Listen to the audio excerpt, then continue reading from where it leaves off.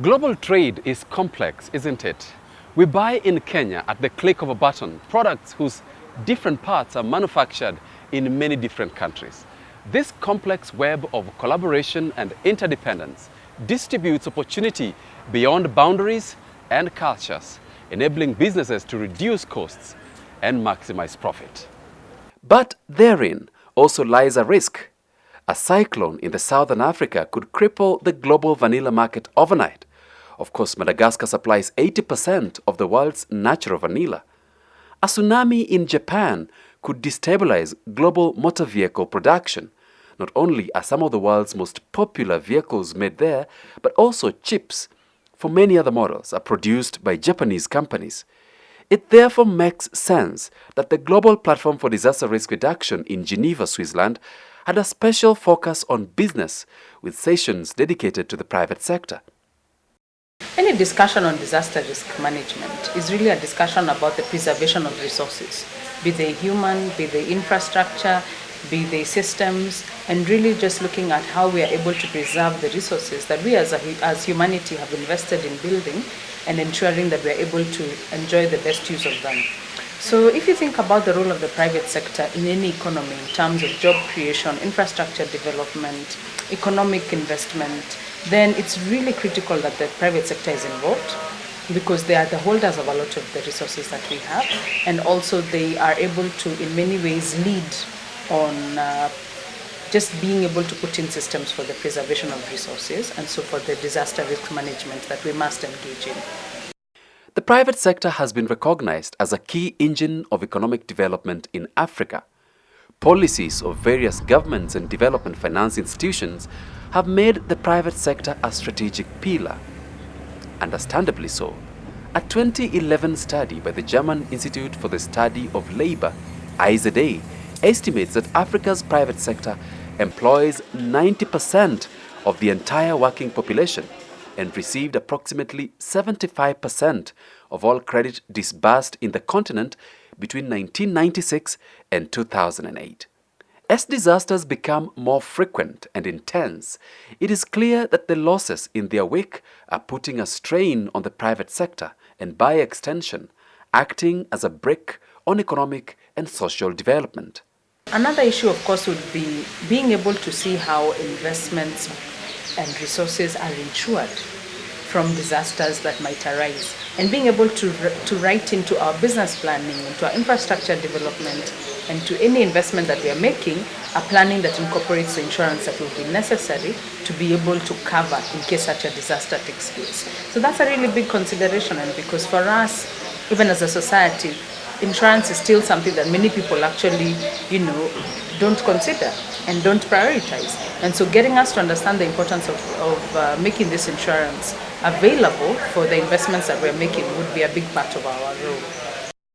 With a global movement to reduce human impact on the environment and preserve biodiversity by using resources more responsibly and sustainably, the Global Platform for Disaster Risk Reduction presented an opportunity for business leaders to have a broader, inclusive look at disaster risk-informed investment through the lens of the Sendai Framework for Disaster Risk Reduction, a global blueprint for reducing deaths and economic losses from disasters. The framework sets guidelines for the private sector that, taken into account, can help significantly reduce the risk profile of investments and, in the long term, not only translate into positive risk-adjusted returns, but also positively impact society and the environment. There's a great emphasis on economic development, of course, raising the standards of living and, bringing, facilities and infrastructure to people. But economic development, if not done right, becomes a long-term liability.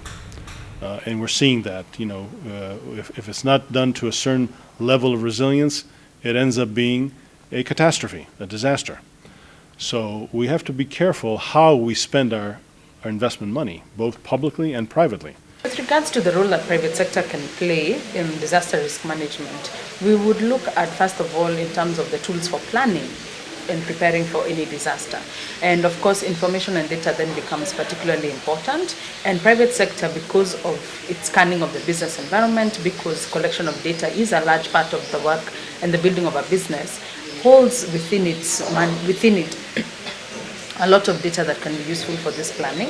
And so that would be one of the things that private sector can bring into this disaster risk management space, which is to be able to provide information that would help governments and even the private sector itself to plan ahead. The participation of the private sector at the conference centered mainly on helping business leaders globally to see resilient investment not as something that restricts their ability to generate returns, but as a necessary part of what they do. Speakers identified the building and construction industry as being especially challenged in this regard. Obviously, the most important decision we all make is where to live. I'd say the choice of the location and the home that we're going to live is 80+% of our resilience. Okay, so we've got to help people in that moment of that decision. You know, that's the most critical one. The second part is what you can do after that, you know, to make your home safer. So the choice of home, you know, and helping educate people on selecting the right location, you know, looking at things, and you don't have to be an engineer or a scientist to see the obvious. The benefits of responsible, sustainable investment are demonstrable. But at the altar of short-term gains of profit, countries have more to do than just demonstrate the gains. A deliberate process of creating the right environment to drive this trend is necessary. There's definitely a lot of business opportunities that the private sector can explore in the area of disaster risk management. So putting in those systems, early warning systems, all of which are products that the private sector can produce and be able to sell to the general public. But then beyond that is also looking at a large part of the resources that are available for disaster risk management largely relates to the mitigation of climate change. And we know that locally and internationally there's a lot of funding available because we as a world are turning to look at what resources can we put in this space. So the private sector has the opportunity to invest in its own capacity to take a lead on a lot of the work that needs to be done for disaster risk management and to be able to take advantage of the business opportunities that presents. We need to have a give and take. Government on the one hand needs to deliver, you know, on service delivery, and private sector on the other wants to make a profit. So we have to strike a balance. And talking to each other, looking at the laws that are in place, we encourage the investors to look at the risk element so that they don't lose their investment in totality, but we give a win-win situation on both sides.